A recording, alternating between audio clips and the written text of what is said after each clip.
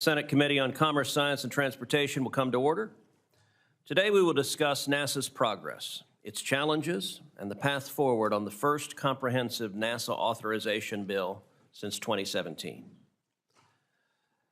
When I was chairman of this committee's space subcommittee, Senator Bill Nelson and I worked together on several pieces of space legislation that were signed into law by both Presidents Obama and President Trump.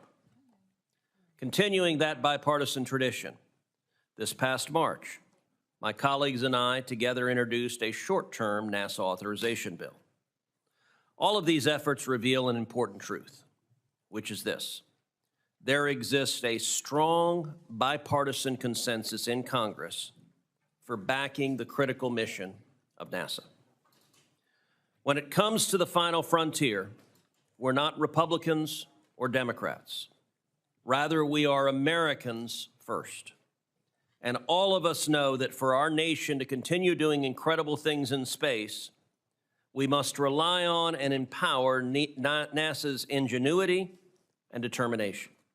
This isn't just about science or exploration. It's about control, influence, and the future of global leadership.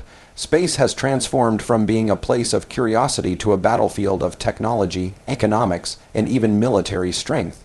Whoever dominates space dominates the future. The satellites that guide our communications, the systems that track our defenses, the technologies that fuel our economy, all of them are tied to space.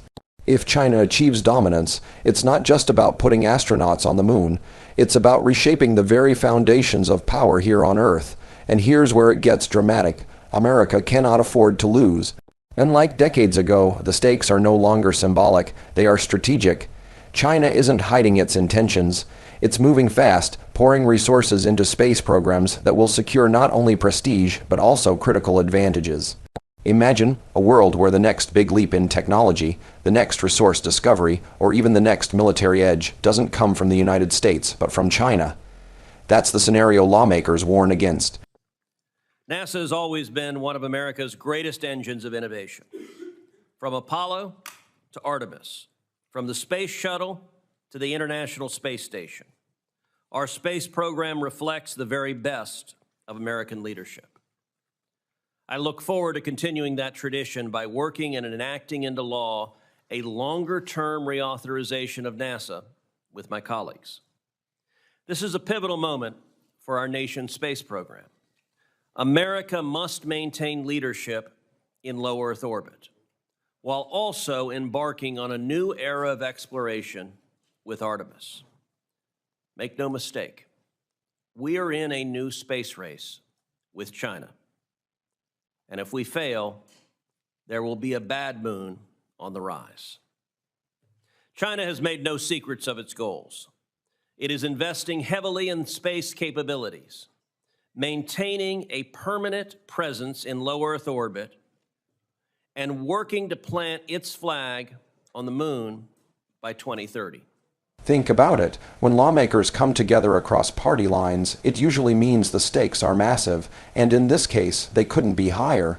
The bill doesn't just keep NASA running, it safeguards critical programs like Artemis, which will return Americans to the moon, and it ensures the International Space Station remains operational while commercial stations are developed. Congress is saying loud and clear, no sudden changes, no reckless cutbacks, and no disruptions that could give China the upper hand. That's not just legislation, that's strategy. But here's the real weight of it: continuity is everything. Stopping or delaying programs at this stage would be catastrophic. Billions of dollars have already been invested in rockets, capsules, and hardware, some of which are already built and delivered. If America were to back out now, it would waste years of progress, throw away countless jobs, and worse, hand over the advantage to its rivals. Lawmakers know this, and that's why this bill isn't just a policy document. It's a shield for America's leadership in space. The stakes could not be higher. Space is no longer reserved simply for peaceful exploration.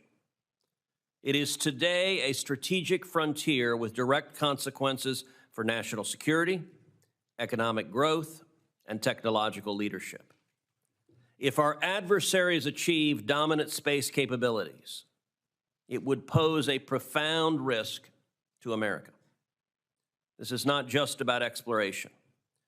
The choices we make today will determine whether the United States leads in space or cedes space to an authoritarian regime. That is why continuity in NASA's programs is not simply good practice. It is a matter of national security. Any drastic changes in NASA's architecture at this stage threaten United States leadership in space. Delays or disruptions only serve our competitors' interests. Congress has spoken clearly on this matter. In the One Big Beautiful Bill, which I was proud to champion, we reaffirmed strong support for NASA's exploration programs. Now, here's why this matters so much. These missions are not just about planting flags or leaving footprints in the dust. They are about building infrastructure, testing technology, and proving that humans can live, work, and thrive in space. Every rocket launched, every capsule delivered, and every piece of hardware assembled is part of a bigger plan, preparing for Mars. Without Artemis, a crewed mission to the Red Planet isn't just delayed, it's impossible. Congress knows this, NASA knows this, and the world is watching to see if America can pull it off. But here's the risk. If these missions are disrupted, cut short, or underfunded, America's leadership could collapse overnight. Billions of dollars of hardware are already in production, some pieces delivered, others tested. To halt now would be more than wasteful. It would be devastating. Meanwhile, China isn't slowing down, and every delay on America's side is an opportunity for Beijing to move ahead. Imagine the shock if the first long-term lunar base doesn't have an American flag, but a Chinese one. At a time when some have sought to prematurely dismantle the International Space Station, despite China's presence in low Earth orbit, Congress provided ample funding to continue the safe operations of the ISS, as well as to provide an on-ramp for follow-on commercial stations. And Congress also provided the funds necessary to sustain a presence on the moon.